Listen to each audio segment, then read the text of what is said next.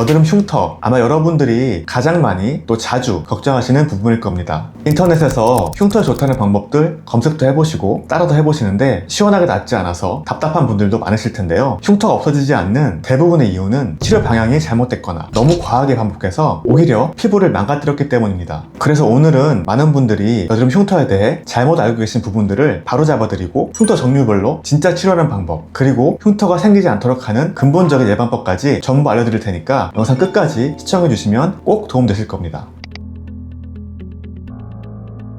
피부 표면을 깎거나 박리하는 시술을 많이 할수록 좋은 줄 아시는 분들이 많은데요, 사실은 그렇지 않습니다. 피부과 돌아다니면서 이벤트 프락셀만 계속 받는 분들 계시죠? 그런 식으로 시술을 자주 받게 되면 결국 피부가 더 예민해지고 진피가 단단해져서 오히려 흉터를 제거하는 게 더 어려워지게 됩니다.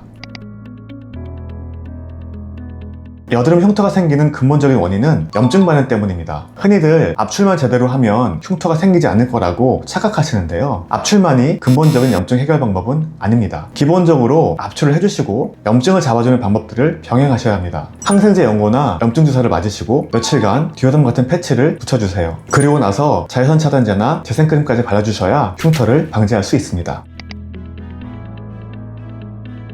이런 여드름 착색 있죠? 이런 게 시간이 지나면 자연 치유되는 줄 아는 분도 계신데요, 실제로는 그렇지 않습니다. 착색 없애려고 스크럽이나 필링을 자주 하시는 분들도 계신데요, 그것도 잘못된 방법입니다. 그래서 지금부터 어떻게 치료해야 하는지 제대로 알려드리겠습니다. 여드름 흉터는 크게 착색과 패임 두 종류가 있습니다. 이 두 가지는 원인이 다르고 치료 방식도 다릅니다. 먼저 착색입니다. 착색은 또 붉은 자국과 갈색 자국 두 가지가 있는데요, 붉은 자국은 염증 이후에 혈관이 확장된 채로 남아있는 것입니다. 즉 피부가 아니라 안에 있는 혈관을 잡아줘야 한다는 거죠. 혈관 레이저로 확장된 혈관을 수축시키고 판테놀이나 시카 성분의 재생크림을 발라주는 식으로 치료합니다. 치료 이후에는 사우나, 찜질방 등 혈관이 이완될 만한 활동은 삼가주시는 것이 좋습니다. 다음은 갈색 자국입니다. 이건 멜라닌에 의해서 색소가 침착된 상태인데요, 자외선 차단과 보습으로 피부 장벽을 우선 회복해준 뒤 토닝 레이저로 약하게 색소를 부숴서 치료합니다. 그 이후 PDRN이나 트라넥삼산 등 미백 효과가 있는 제품까지 사용해 주시면 좋습니다.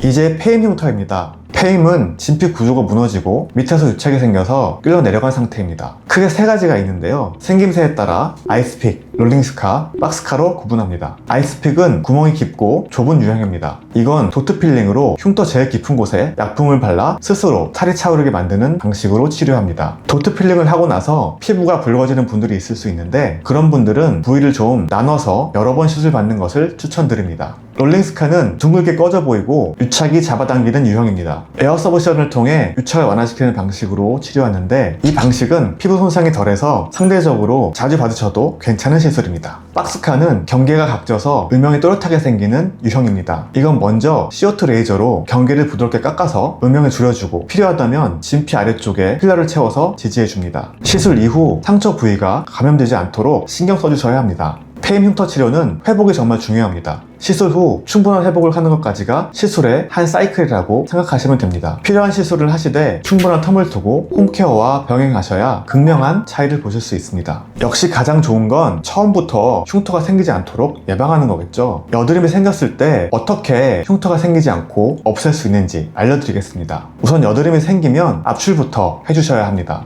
소독된 바늘을 털과 평행한 방향으로 찔러서 피지나 놈을 빼준 뒤에 가지고 계신 압출기로 압출해주시면 됩니다. 그런 다음 여드름의 유형에 따라 다르게 관리해 주셔야 하는데요, 좁쌀 여드름은 피지가 갇힌 상태입니다. 이런 경우에는 각질 연화 세안제나 토너, 아다팔렌 연고를 통해 없애주셔야 합니다. 화농성 여드름은 여드름균에 의해 감염되어 염증 반응이 생긴 거라서 항생제 연고와 아젤라익 액시드를 통해 염증을 잡아주셔야 합니다. 모두들 도자기 피부 되셨으면 좋겠습니다.